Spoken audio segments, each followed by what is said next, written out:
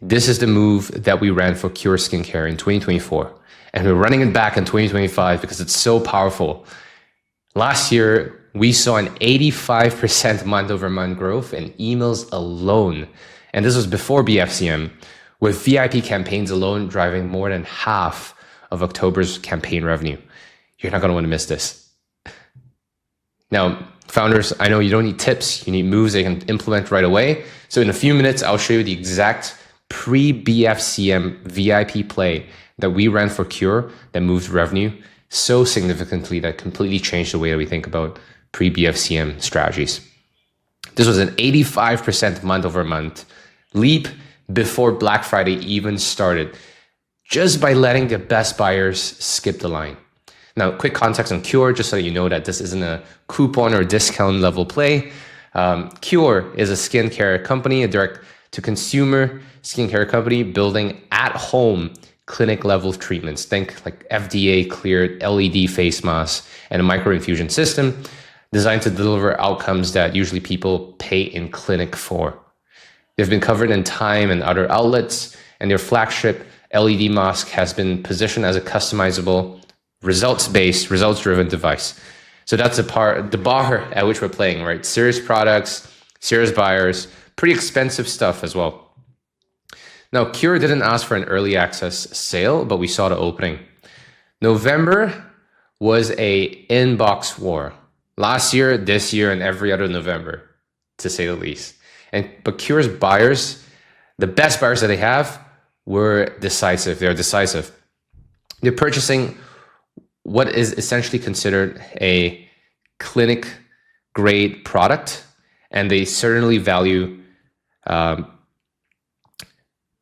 quality and value over hype and just discounts alone. So actual perks with a limited window to take advantage of them with a clean experience is what we needed to do. So the bet was simple. We gave our VIPs a 48-hour path in late November so that we could, one, pull cash forward instead of stealing from the big weekend. And it should warm inbox trust so that the rest of November performs better.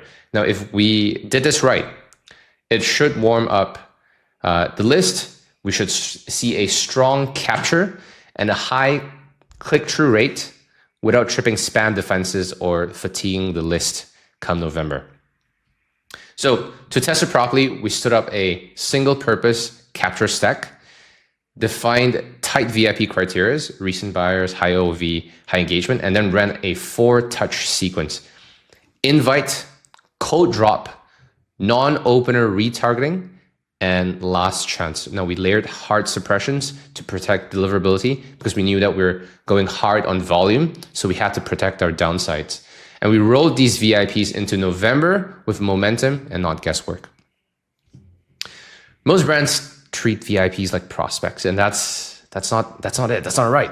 If your highest value buyers are getting the same timing and offer as your cold traffic, you're fighting on the hardest day of the year. There's something wrong there. You're burning inbox trust, you're compressing margins, and you're leaving early profit on the table, which is the worst thing ever. The fix isn't necessarily sending more. It is about sequencing better so that your best buyers never really have to wait in line the same way everyone else has to.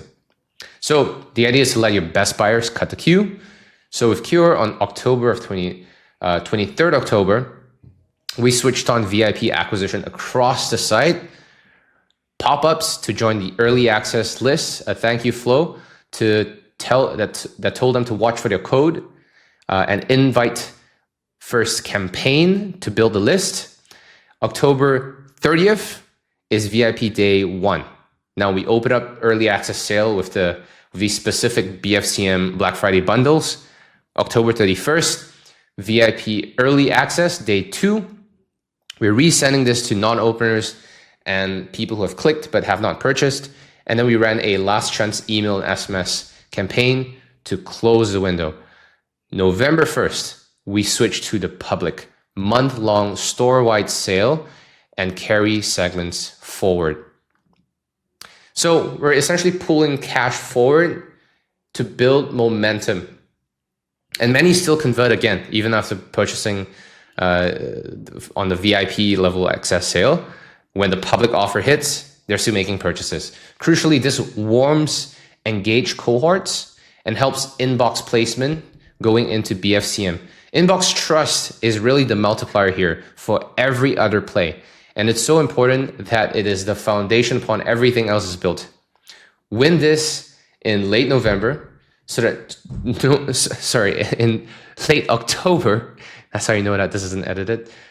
November then stops becoming a spam fight in inboxes. It is not where you want to be fighting spam issues. So keep this clean in October and you have a good time in November. So this works because we're capturing an insane amount of leads. 17% opted in to early access. The main VIP drop hit 42% click rates. Retargeting 17.5. These are clean, intent-led engagement that says the offer and timing landed well. And ultimately that led to the big win. 85% month over month growth on emails. VIP campaign drove over half of October's campaign revenue.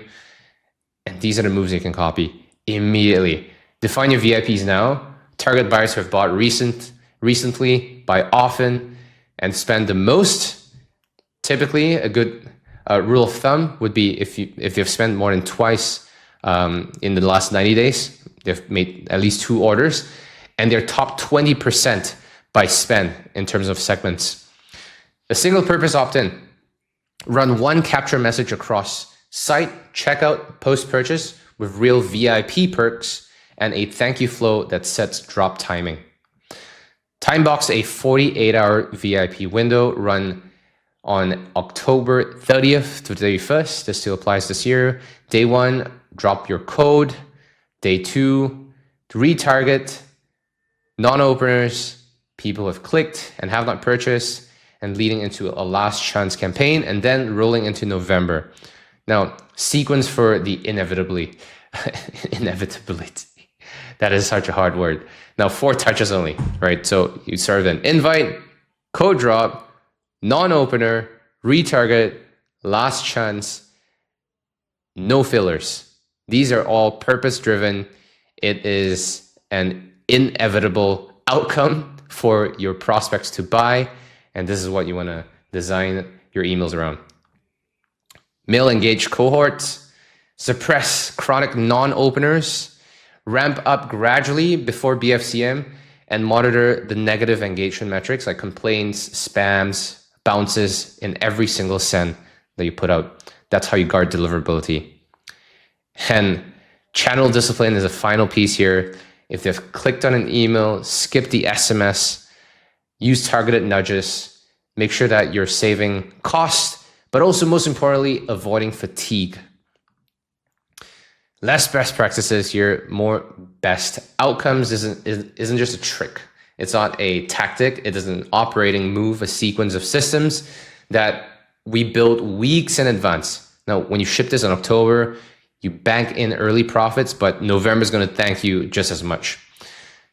And if this is interesting to you and you want to learn more, this is one of 6 moves that I've shared in a masterclass that I've conducted. This is actually just a replay. So you get this immediately into your inbox. There's no waiting. Once you've registered, it's going to come straight into your inbox. There are plenty more plays like SMS dominance, multi-channel stacking, advanced segmentation, and deliverability mastery. And on top of that, I've also invited my friends, Marin and Nico, to talk about ads and CRO. They're some of the best in the game. You're not going to want to miss this. So link in the description, click on it. And in the comments as well, register on the live page and the replay unlocks right away. I'll see you on the inside. And thank you so much for listening.